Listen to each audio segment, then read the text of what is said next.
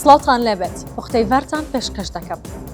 چەند عشیرەتێکی بادینان دژی دەرنەچوونی کاندیدەکانیان لە ناو لیستی پارتی بەردەوامن لە خۆپشاندان.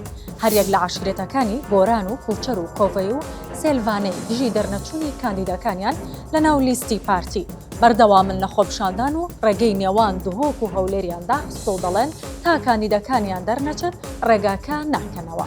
لەلایەکی دیکەوە بەشێک لە عشیرەتی کۆچەر دەڵێن یان مردن یا سەرکەوتنی کاندیدەکەیان. مارک ساڤایە نێردەی تایبەتی دۆناڵد ترامپ بۆ عێراق لە پەیامێکدا بە زمانی کوردی دەڵێت ئەمریکا بەقووڵی پابەندە بە پشتیوانیکردن لە سەروەری عێراق و هەوڵەکانی چاکسازی و هەوڵدان بۆ کۆتاهێنان بە دەستێوەردانی دەرەکی و میلیشیا چەکدارەکان.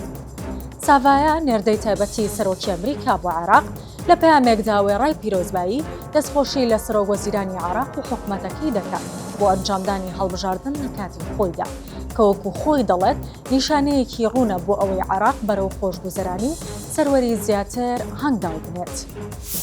یاسای لابردنی 4-0 لە دراوی نیشتیمانی ڕەوانەی سەرۆک کۆمارکرا بۆ جێبەجێکردن. محەممەد باقر قالیباف سەرۆکی ئەنجومەنی شورای ئیسلامی ئێران لە نامەیەکدا بۆ مەسعود پزیشکان سەرۆک کۆماری وڵاتەکەی دەڵێت یاسای لابردنی 4-0 لە دراوی نیشتیمانی جێبەجێ بکرێت.